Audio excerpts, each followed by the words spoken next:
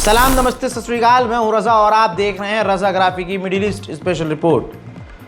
America से Israel ने वादा किया है कि हम जब तक ईरान पर हमला नहीं करेंगे, जब तक आप उससे बात कर रहे हैं, जब तक ईरान और अमेरिका की डील की बात चल रही है, तब तक हम खामोश रहेंगे और ईरान पर हमला नहीं करेंगे। यानी अमेरिका और ईरान की बातचीत अगर फेल हुई तो इजराइल पहले हमला कर देगा ईरान पर, चाहे अमेरिका करे ना करे, लेकिन अमेरिका का गुलाम ये कर देगा ईरान पर हमला, ऐसा कहा है। वहीं डोनाल्ड ट्रंप ने सोशल मीडिया के ज़रिए कहा कि मेरी नज़र में ईरान बहुत स्लो काम कर रहा है और बहुत देर से फैसले ले रहा है। मेरी नज़र में होना ये चाहिए कि फ़ैसला जल्द अज जल्द लेना चाहिए और तेज़ी से ईरान को आगे बढ़ना चाहिए इस डील में। ईरान के एम्बेसडर जो रूस में हैं, उन्होंने ऐलान किया है कि हम तैयारी कर रहे हैं, यानी ईरान तैयारी कर रहा है कि व्लादिमीर पुतिन को ईरान में बुलाया जाए। बहुत जल्द व्लादिमीर पुतिन तेहरान में नज़र आ सकते हैं। उधर मेरे दोस्तों, ईरान और अमेरिका की डील पर व्लादिमीर पुतिन ने डोनाल्ड ट्रंप से बात की और पुतिन ने कहा कि मैं ईरान और आपके यानी अमेरिका और ईरान के बीच में मीडिएशन करवाने को तैयार हूँ। साथ में रूस ने ईरान का बड़ा सपोर्ट करते हुए अमेरिका को डराया है, कहा है कि अगर गलती से भी किसी भी हालत में ईरान पर हमला अगर होता है तो रिजल्ट काफ़ी भयानक होगा अमेरिका के लिए। उधर IAEA के चीफ ने भी कह दिया है कि ईरान फसाद नहीं चाहता, बल्कि ईरान खुद एक बेहतरीन डील चाहता है। उधर ईरान के supreme leader Ayatollah Syed Ali खामनाई ने मुस्लिम देशों से कहा है कि हमें फ़िलिस्तीन की मदद करनी होगी, हर हाल में करनी होगी। ऐसे में तमाम अरब देश, तमाम मुस्लिम देश जो इजराइल को डायरेक्ट और इनडायरेक्ट वे में मदद जा रही है, जैसे आपने उन लोगों से डील किया हुआ है, काम कर रहे हैं, तो वहाँ मदद मत भेजिए। इजराइल के साथ काम मुस्लिम देश बंद करें और इजराइल को चारों तरफ से ब्लॉक करें। उधर से जर्मनी ने फिर कह दिया है कि ईरान का जो न्यूक्लियर प्रोग्राम है ये सीधा सीधा इजराइल के लिए बड़ा ख़तरा है, लिहाजा ईरान को परमाणु नहीं मिलना चाहिए। ईरान के राष्ट्रपति ने Oman, Iraq, Turkey, Kazakhstan, Egypt और सऊदी अरब से इन तमाम देशों से बात की है फ़ोन पर और ख़ासकर सऊदी अरब को शुक्रिया अदा किया है कि इस साल आपने ईरानी लोगों को हज करने के लिए अलाउ किया है और हमें उम्मीद है कि हमारे आगे रिश्ते और बेहतर होंगे। IRGC के जनरल सलामी ने कहा कि अगर गलती से भी इजराइल ने ईरान पर हमला किया तो इजराइल को हम पूरी ताकत से मिटा देंगे। इजराइल को पता ही नहीं है कि अभी ईरान की ताकत क्या है। अमेरिका ने प्रपोज़ल बनाकर ईरान के सामने रखा और मांग की कि न्यूक्लियर आप ना बनाएं, यूरेनियम ना बनाएं और यूरेनियम अपने मुल्क से बाहर बनाएं, मिसाइल ना बनाएं। अब इसके जवाब में एक नया प्रपोज़ल अब ख़ुद ईरान बना रहा है। इस प्रपोज़ल में ईरान मांग करेगा, देखिए ईरान कितना ख़तरनाक दिमाग लगा रहा है, ऐसा होना चाहिए। डिप्लोमेटिक तरीका बहुत बढ़िया है ईरान का। ईरान मांग करने वाला है अपने प्रपोज़ल में कि पूरे के पूरे, भाई मेरा छोड़ो कि मेरे पास परमाणु है कि नहीं, मैं ये कह रहा हूँ कि पूरे मिडिल ईस्ट में, ईरान कह रहा है कि पूरे मिडिल ईस्ट में किसी के पास परमाणु हथियार नहीं होना चाहिए। न्यूक्लियर फ्री मिडिल ईस्ट, ऐसी डील करने के लिए प्लानिंग कर रहा है ईरान, जो जाहिर सी बात है कोई राज़ी नहीं होगा। बीच में ये खबर आई थी कि अमेरिका और सऊदी अरब ने लगभग डील कर ली है। अमेरिका जो है खुद न्यूक्लियर पावर प्लांट सऊदी अरब में लगाएगा, एक ऐसा न्यूक्लियर प्रोग्राम जिससे सिविलियंस को फ़ायदा पहुंचेगा। लेकिन अब ये सऊदी अरब के साथ डील पॉज हो गई है, रुक गई है, क्योंकि इस वक्त ईरान और अमेरिका की बात ज़्यादा ज़रूरी है।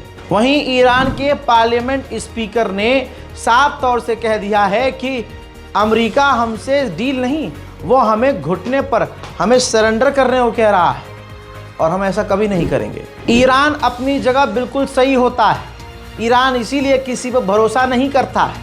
अब IAEA जो न्यूक्लियर पर नज़र रखने वाली कमेटी है, ये एक रेजोल्यूशन, एक कानून बना रही है ईरान के ख़िलाफ़। वो क्या है अभी ये सामने नहीं आया है, उस प्रपोज़ल में क्या है वो भी सामने नहीं आया है, लेकिन सब कुछ उसके अंदर ईरान के ख़िलाफ़ बनाया गया है।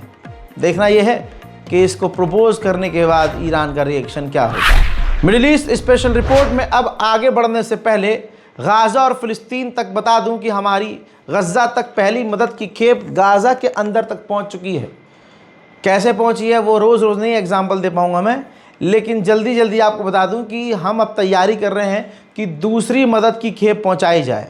ये दोनों बारकोड बार बार आप लोग कह रहे हैं काम नहीं कर रहा है, काम करता है जब लिमिट एक दिन में जितनी होती है आने की और भेजने की, जाने की, जब तो लिमिट होती है उसकी, तो वो लिमिट होने के बाद 24 घंटा वेट करना होता है। अच्छी बात है, हम एक ही दिन में सब मदद नहीं ले रहे हैं। जैसे जैसे मदद आ रही है हम उनको टुकड़ों में इकट्ठा करके अलग अलग गाज़ा की संस्थाओं को दे रहे हैं और उनसे हम प्रूफ भी ले रहे हैं। लिहाजा दोस्तों, गाज़ा की मदद अगर आपके दिमाग में है करने के लिए तो भाई ये बारकोड का इस्तेमाल कीजिए। बारकोड काम नहीं करेगा अगर, तो नीचे अकाउंट डिटेल भी मौजूद है जिसमें आप डायरेक्ट मदद का हाथ बढ़ा सकते हैं। अगली बड़ी खबर है लेबनान से। इजराइल ने लेबनान के बैरूत में, ये वीडियो देख लीजिए, बैरूत में जानकारी ये है कि पहले जानकारी दी है कि हम हमला कर रहे हैं और बैरूत में भारी तबाही मचाई है। लेबनान के अंदर, लेबनान की राजधानी बैरूत में इजराइल ने ख़तरनाक बमबारी की है। हालांकि इसमें कई सिविलियंस बुरी तरह से घायल हुए हैं।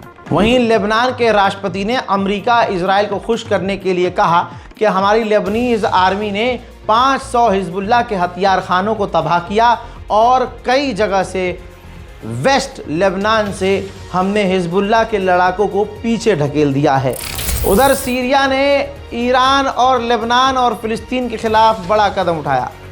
कहा जा रहा है जो ईरान से हथियार, तस्वीर देख लीजिए, लेबनान जा रहे थे मदद के लिए फ़िलिस्तीन की, उन हथियारों को सीरिया की जोलानी सरकार ने जब्त करके इजराइल और अमेरिका को खुश करने का काम किया है। वहीं यूरोपीय यूनियन ने जोलानी की सरकार को सपोर्ट करने के लिए 175 से 76 मिलियन यूरोज मदद देने का ऐलान किया है।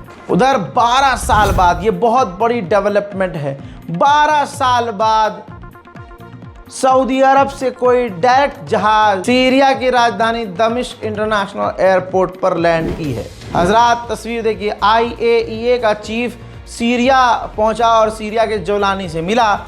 जोलानी ने अलाउ कर दी है कि हमारे सीरिया के अंदर जितने भी परमाणु प्लांट्स हैं सबकी निगरानी आप आराम से कर सकते हैं और सबका एक्सेस IAEA को हम दे रहे हैं। हुतीज विद्रोहियों ने इजराइल के ऊपर मिसाइल दागी और वो मिसाइल आसमान में इजराइल ने रोक दी, लेकिन पूरे इजराइल में भगदड़ मची। उस भगदड़ को हुतीज कामयाबी बता रहे हैं। हुतीज ने कहा कि हम अपने मकसद में कामयाब हुए, लाखों के मिसाइल खर्च करके, लाखों पैसा खर्च करके मिसाइल दाग कर हमारी सस्ती मिसाइलों को रोका है, जिसकी वजह से मोटा नुकसान खुद इजराइल का हुआ है और हमारी हर मिसाइल से इजराइल में भगदड़ मची है। अमेरिका के इतिहास में यह अमेरिका की सबसे बड़ी हार है। रिपोर्ट आपको अमेरिका के ही नाम से दिखाऊंगा जिसमें अमेरिका किस तरह से जलील इस दुनिया में हुआ है। वॉल स्ट्रीट जर्नल ने खबर में बताया कि किस तरह से, टाइटल लिखा कि किस तरह से अमेरिका की नेवी को एक मुट्ठी भर हुती संगठन ने हराया। हजरात खबर यह है, अमेरिका के ही इसी अखबार में लिखा है कि अमेरिका की 10% नेवी ने पूरी ताकत से हुतीस पर हमला किया। दर्जनों एयरक्राफ्ट कैरियर और साथ में कई फाइटर जेट जैसे F-18, F-35 और न जाने कितने, यानी इस कुछ दिन की जंग में $1.5 बिलियन खर्च किया अमेरिका ने। फ़ायदा कुछ नहीं हुआ, बल्कि बाद में अमेरिका ने उल्टा हुथीस से डील कर ली और लाल सागर से पिछवाड़ा दिखाकर गायब हो गए। 3 F-18 और 18 MQ-9 रीपर हुथीस ने मार गिराए जिससे मोटा नुकसान एक तरफा अमेरिका को हुआ और बाद में अमेरिका को मुंह पिटाकर लाल सागर छोड़ना पड़ गया। रिपोर्ट में यह भी लिखा है कि F-35 तक गिरते गिरते बचा था, इसी डर की वजह से कि कहीं ऐसा ना हो कि पूरी दुनिया का सबसे खतरनाक फाइटर जेट जिसे हम बताते हैं F-35 अगर हुथीज ने गिरा दिया तो बेड़ा गर्क हो जाएगा, सारी इमेज खराब हो जाएगी। तो भैया जल्दी से हुथीज से डील कर लेते हैं। उधर इजराइल के अखबार फुल स्क्रीन पर दिखाओ भैया, ये देखिए इजराइल का अखबार I-24 ने लिखा है कि हुथियों ने अमेरिकी नौसेना के घमंड को ध्वस्त कर दिया है, उसकी ताकत को धूल में मिटा दिया है, दबा दिया है। ये है हुथीज जिसकी दुश्मन तारीफ कर रहे हैं। दोस्तों फ्रांस में भी इजराइल के खिलाफ विद्रोह की आवाज़ बुलंद हो गई है। फ्रांस में जो पोर्ट पर काम करने वाले कर्मचारी हैं वो कह रहे हैं कि हथियार को हम इजराइल के लिए लोड नहीं करेंगे। जो जहाज़ के अंदर आर्मी का सामान, हथियारों के हार्डवेयर और जो पार्ट्स हैं, अगर वो लोड करे जाएंगे इजराइल भेजने के लिए तो हम लोड नहीं करेंगे। उधर ब्राज़ील के राष्ट्रपति ने फिर से कहा है कि गाज़ा के अंदर नरसंहार हो रहा है, ये कोई जंग नहीं है। ये कैसी जंग है कि आर्मी बच्चों, बूढ़ों और बुजुर्गों को मार रही है और एक तरफा आम लोगों का नरसंहार कर रही है।